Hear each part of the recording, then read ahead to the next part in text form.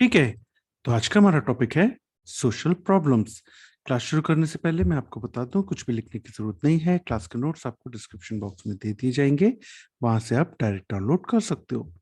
तो शुरू करते हैं हमारा मेडिसिन एंड सोशल साइंस वाले चैप्टर का अगला topic, that is social problems. Social problems के पहले हमने कम्युनिटी हेल्थ किया था मेडिसिन सोशल साइंस में, फिर सोशल एंड बिहेवियरल साइंस, फिर society, socialism, socialisation, social structure, culture, acculturation, customs, फिर सोशल पैथोलॉजी किया था, उसी के साथ सोशल सर्वे भी किया था। और अब शुरू करते हैं हमारा सोशल प्रॉब्लम्स। तो भाई, सोशल प्रॉब्लम्स का मतलब क्या होता है? सबसे पहला सवाल जो आता है ना आपको, वो है कि सोशल प्रॉब्लम क्या है। इसको समझ लेना कि ना, जब इंडिविजुअल प्रॉब्लम यानी कि एक इंसान की खुद की परेशानी पूरे समाज की या बहुत सारे लोगों की परेशानी बन जाती है, जब इंडिविजुअल प्रॉब्लम बहुत सारे लोगों को अफेक्ट करने लगे, तब वो सोशल प्रॉब्लम बन जाती है। इसको समझना कि जब किसी व्यक्ति विशेष की परेशानी बहुत सारे लोगों को परेशान करने लगती है, तब वो इंडिविजुअल प्रॉब्लम ना रह के सोशल प्रॉब्लम बन जाती है। बहुत सिंपल है। इसको एग्जाम्पल के तौर पे कैसे समझेंगे? सोशल प्रॉब्लम का एक बहुत अच्छा एग्जाम्पल होता है अल्कोहल अब्यूज। ठीक। अब अगर ये जो हमारा बंदा है, ये चुपचाप घर में बैठ के दारू पी रहा है, ठीक है भाई, ये इसकी परेशानी है कि इसकी दारू छूट नहीं रही है, कमरे में बैठ के दारू पी रहा है, ठीक है, ये इसकी एक इंडिविजुअल प्रॉब्लम है। मगर अगर यही बंदा दारू पीने के बाद गाड़ी चलाने लगे, तो लोगों को उड़ाने लगेगा, गाड़ी चढ़ाने लगेगा, that will be a social problem. ये दारू के चक्कर में पूरा कर्जे में डूब जाए, और दारू दारू के चक्कर में न घर का ख्याल रख पाए, फैमिली को निग्लेक्ट करने लगे, और अगर दारू के चक्कर में पैसे नहीं है तो फिर क्राइम वगैरह करने लगे, तब याद रखना, जब ये घर पे बैठ के चुपचाप दारू पी रहा था, तब तक तो ये चीज इंडिविजुअल प्रॉब्लम थी। मगर यही जब एक्सीडेंट करने लगा, फैमिली पे ध्यान नहीं दे रहा, पूरा उधारी में डूब गया, उसके वजह से क्राइम करने लगा, ये सब कुछ इसने इंडिविजुअल प्रॉब्लम को सोशल प्रॉब्लम में बदल दिया। That's why we define social problem as कि जब इंडिविजुअल प्रॉब्लम बहुत सारे लोगों को इफेक्ट करने लगे, तब वो सोशल प्रॉब्लम बन जाती है। ऐसी एक एग्जांपल इनफैक्ट डाउरी सिस्टम भी है। पहले क्या होता, बहुत पहले की बात है कि ना, जो पैसे वाले जो लोग होते थे, उनके यहाँ जब बिटिया जो है, वो बिटिया जो है जब शादी होके दूसरे घर जाती थी, तो वो उसके साथ बहुत सारे पैसे उसको दे देते थे कि भैया ख्याल रखेगी, उसके साथ ही थोड़े से पैसे, खूब सारे जेवर उसको पहना के भेज देते थे कि अगर जरूरत पड़ी तो उसके पास जेवर रहेंगे। ये लड़की के माता पिता खुद अपनी इच्छा से करते थे, ठीक है, कोई उनको फोर्स नहीं करता था। मगर यही चीज होती रही, इसको देखा देखी क्या शुरू कर दी गई, इसको देखा देखी डाउरी, कि ना उसके बाद कंपलसरी करने लगे, लड़के वाले मांगने लगे कि भैया इतना सोना चाहिए, गाड़ी चाहिए, पैसा चाहिए। तो ये इंडिविजुअल प्रॉब्लम थी, ये इंडिविजुअली इन लोग सोचते थे कि भैया ऐसा करना चाहिए, प्रॉब्लम तो नहीं थी, ये सोचते थे अपनी बिटिया के बारे में। पर उसको एक सोशल तमगा पहना दिया गया कि डाउरी, दहेज देना पड़ेगा, दहेज देना पड़ेगा। तो ये एक इंडिविजुअल प्रॉब्लम जो थी वो सोशल प्रॉब्लम बन गई। समझ गए? तो ऐसे याद कर सकते हो। अल्कोहल, जब भी आपसे वाइवा में कभी कोई पूछे ना, तो ये अल्कोहल वाला एग्जांपल बता देना, वो हमेशा याद रहता है कि कमरे में बैठ के दारू पी रहा है, दारू छूट नहीं रही, दैट इज इंडिविजुअल प्रॉब्लम। मगर वही जब बाहर निकल गया, लोगों पे गाड़ी चढ़ा दी, कर्जे में डूब गया, फैमिली को नेग्लेक्ट कर दिया, कर्जे के लिए क्राइम करने लगा, तो उसको सोशल प्रॉब्लम हो गई। समझ गए? तो ये होती है सोशल प्रॉब्लम। उसके बाद आता है अब सोशल प्रॉब्लम्स हैं कौन कौन सी, एग्जाम्पल्स पता होने चाहिए आपको सोशल प्रॉब्लम्स के। तो कुछ के नाम यहाँ बता रहा हूँ, जैसे कि प्रोस्टिट्यूशन, डेलिंक्वेंसी। याद है, ये हमने ऑप्स पीडिया एरिया वाले चैप्टर में पढ़ा भी था, जुवेनाइल डेलिक्वेंसी। उसके बाद डाउरी सिस्टम, दहेज प्रथा, alcohol abuse, unmarried mothers, handicapped अगर कोई हो जाए, या ड्रग एडिक्शन। ड्रग एडिक्शन भी बहुत इंपॉर्टेंट है वाइवा के लिए, अभी हम पढ़ेंगे। अब इनके लिए किया क्या गया है, जैसे प्रोस्टिट्यूशन वगैरह को ज्यादातर रोकने के लिए हमने इमोरटल ट्रैफिक प्रिवेंशन एक्ट लाए थे, जिसके तहत कोई भी मर्द या औरत, मेल या फीमेल, को कवर करता है ये, अगर उसको सेक्सुअली या कमर्शियली एक्सप्लॉइट किया जा रहा है, तो उसके लिए ये एक्ट आया था, इमोरटल ट्रैफिक प्रिवेंशन एक्ट। ठीक है। फिर आता है डेलिंक्वेंसी।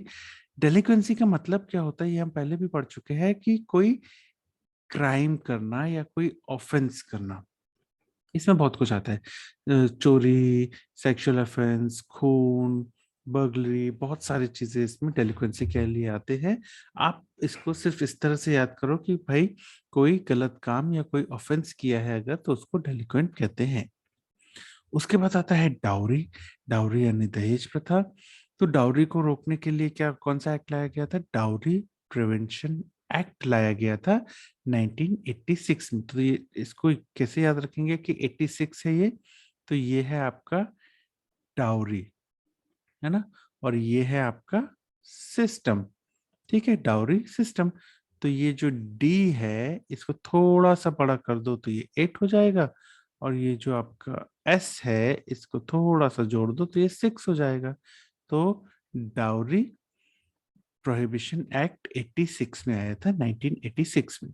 इसके तहत दहेज वगैरह जो लोग लेते हैं, मांगते हैं, उनको एटलीस्ट 5 साल की सजा हो सकती है, या 15,000 का जुर्माना भी हो सकता है। ठीक। तो डाउरी प्रोहिबिशन एक्ट याद रखना 1986 में आया था।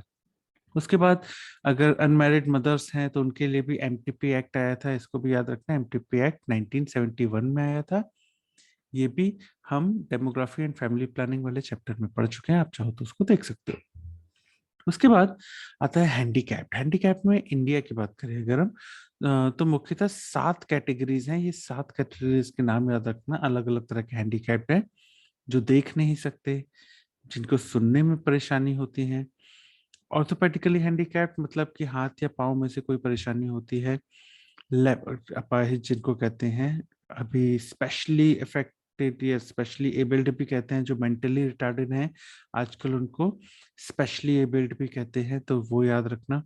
लेप्रेसी इफेक्टेड जो इंडिविजुअल्स होते हैं उनमें भी हमको हैंडीकैप देखने मिलते हैं, मेंटल इलनेस जिनको होती है, और स्पीच डिसेबिलिटी जिनको होती है। तो पूरी तरह से आप हैंडीकैप में याद कर सकते हो कि जो देख नहीं सकते, जो सुन नहीं सकते, जो चल फिर नहीं सकते, जो बोल नहीं सकते, उसके अलावा लेप्रेसी अफेक्टेड, मेंटली रिटार्डेड या मेंटल इलनेस। ठीक है।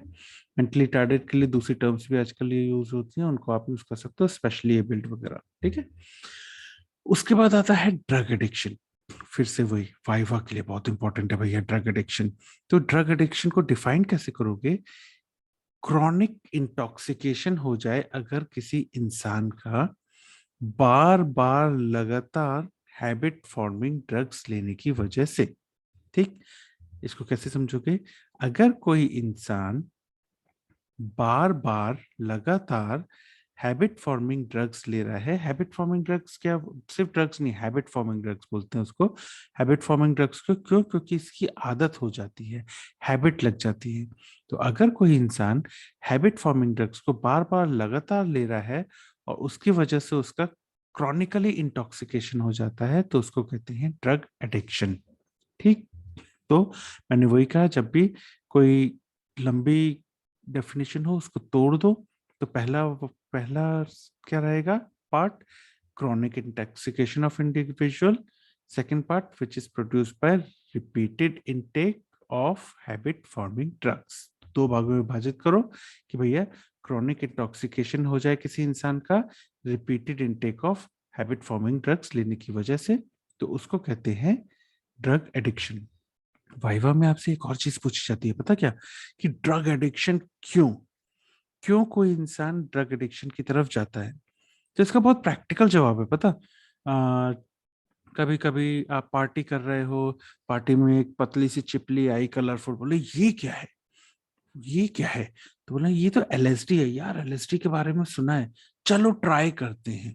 क्यूरियोसिटी के चक्कर में भाई निपट गया कि भैया ड्रग एडिक्ट हो गया, क्योंकि एक बार ली फिर इच्छा होगी, फिर इच्छा होगी। या डिस्टर्ब्ड होम्स, जिनके घर में खूब लड़ाई झगड़े वगैरह होते रहते हैं, दिमाग खराब में ले लेते हैं। इनफैक्ट एस्केप फिनोमेना भी होता है। वो कहते हैं ना, दारू ही दर्द की दवा होती है, फालतू चीज है, ऐसा कुछ नहीं होता। पर ना एस्केप फिनोमेना के लिए लोग लेते हैं कि खूब सारी परेशानियां चल रही हैं जिंदगी में, खूब सारा दिमाग में चिकर चिकर चिकर चिकर चल रहा है, उससे दूर भागने के लिए क्या करते हैं, दारू पी लेते हैं। दारू पी लेते हैं तो सारी चीजें फुक हो जाती हैं उनके लिए। पर एक्चुअली ऐसा प्रैक्टिकली नहीं होता है ना। जब नशा उतरेगा ना, तो समझ में आएगा कि भैया पैसे भी ठुक गए दारू में, और कोई परेशानी खत्म नहीं हुई है, बल्कि और परेशानियां बढ़ी गई हैं, क्योंकि आपको, भाई साहब, आप ड्रग एडिक्ट हो चुके हो। तो ऐसा कुछ नहीं है कि एस्केप फिनोमेना में सही में एस्केप कर जाते हैं। तो ये कुछ एग्जांपल्स हैं ड्रग एडिक्शन के, ठीक है। तो वाइवा के लिए बहुत इंपॉर्टेंट है कि क्यों ड्रग एडिक्शन में इंसान घुसता है। सबसे ज्यादा जो देखा गया है ना, that is out of curiosity, कि अरे ट्राई तो कर भाई, ट्राई तो कर भाई, ट्राई तो कर भाई, की लग जाती है उस चक्कर में। ठीक। तो दैट इज आपकी सोशल प्रॉब्लम्स। उसके बाद आता है कि ये सोशल प्रॉब्लम्स को सॉल्व करने के लिए क्या चीजें करनी चाहिए। तो सोशल प्रॉब्लम्स को सॉल्व करने के लिए सोशल वेलफेयर प्रोग्राम्स बनाए गए हैं, या फिर सोशल लेजिस्लेशन बनाए गए हैं। सोशल लेजिस्लेशन के एग्जांपल में बहुत सारे हैं, फूड अडल्ट्रेशन एक्ट है, एमटीपी एक्ट है, और भी हमने पढ़ा था dowry prohibition act, immoral traffic prevention act, children act, बहुत सारी चीजें हैं। तो एटलीस्ट आपको याद रखना है कि सोशल प्रॉब्लम को सॉल्व करने के लिए सोशल वेलफेयर प्रोग्राम्स या सोशल लेजिस्लेशन का सहारा लिया जाता है। ठीक। तो इतनी चीजें हैं सोशल प्रॉब्लम्स में जो पता होनी चाहिए। कुछ एमसीक्यूज मुझे मिले थे, जैसे निर्भया फंड, ये क्यों शुरू किया गया था। निर्भया फंड शुरू किया गया था to ensure safety of women, ठीक है। लड़कियों की सुरक्षा के लिए निर्भया फंड की शुरुआत की गई थी। ऐसे ही अगर वुमेन एम्पावरमेंट करना है तो किस चीज की ज्यादा जरूरत है। अगर वुमेन एम्पावरमेंट को आपको बढ़ावा देना है, तो उन वुमेन्स को आपको इन्वॉल्व करना पड़ेगा पॉलिटिकल और इकोनॉमिक डिसीजन मेकिंग में, तभी वुमेन एम्पावरमेंट को बढ़ावा मिलेगा। तो ये दो एमसीक्यूज मुझे मिले थे, तो ये भी एक बार देख लेना। ठीक। तो इतनी चीजें हैं जो आपको सोशल प्रॉब्लम से पता होनी चाहिए। अगर मैं बात करूं क्वेश्चंस की, तो थ्योरी एग्जाम में पटकी क्वेश्चन है, कभी कभी आ जाए तो आ जाए, और शॉर्ट नोट पे ही आते हैं। तो थोड़ा सा जानकारी होनी चाहिए सोशल प्रॉब्लम्स क्या हैं, उनके एग्जांपल्स, और उनको ठीक करने के लिए क्या क्या चीजें जरूरी हैं। ठीक। थ्योरी एग्जाम के बाद वाइवा, मैंने क्या कहा, वाइवा भाई साहब मेडिसिन एंड सोशल साइंस मतलब वाइवा का चैप्टर है ये। तो सोशल प्रॉब्लम क्या होती है, ये आपसे सीधा सीधा वाइवा में पूछ लिया जाता है। एग्जाम्पल्स आपसे पूछ लिए जाते हैं कि भैया सोशल प्रॉब्लम्स के एग्जाम्पल्स बताओ, तो ये आपको पता होना चाहिए। उसके अलावा ड्रग एडिक्शन का वाई पूछ लिया जाता है, डिफाइन ड्रग एडिक्शन, और क्या क्या रीजंस होते हैं ड्रग एडिक्शन के, तो ये भी आपको बताते आना चाहिए। ठीक। एमसीक्यूज की बात करूं तो जितने भी अंडरलाइन पार्ट मिलेंगे आपको हमारे नोट्स और स्लाइड में, वो सभी पीजी एंट्रेंस एग्जाम में पूछे गए एमसीक्यूज हैं। तो एज सच मुझे अलग से तो नहीं मिला, लेकिन जो एमसीक्यू आ सकता है वो यही आ सकता है, इसकी डेफिनेशन पे आ सकता है कि भैया सोशल प्रॉब्लम क्या होती है। तो इंडिविजुअल प्रॉब्लम जो लार्ज नंबर ऑफ पीपल को इफेक्ट करने लगे, उसको सोशल प्रॉब्लम कहते हैं। सोशल प्रॉब्लम एक्चुअली आ सकती है, सोशल प्रॉब्लम्स में आपको सवाल कि इसके एग्जाम्पल्स के तौर पर सोशल सोशल लेजिस्लेशन के कुछ एग्जाम्पल्स बता दो, तो वो आपको बताते आना चाहिए। उसके अलावा मेरे को जो एमसीक्यू मिला था, दैट वाज निर्भया फंड किस लिए शुरू किया गया था। तो सेफ्टी ऑफ वुमेन के लिए, और वुमेन एम्पावरमेंट के लिए क्या चीज जरूरी है, इस पे भी एमसीक्यू मिला था। तो उनको political and economic decision making में इन्वॉल्व करना पड़ेगा। ठीक। तो इतनी चीजें हैं जो आपको सोशल प्रॉब्लम्स में पता ही होनी चाहिए। Thank you.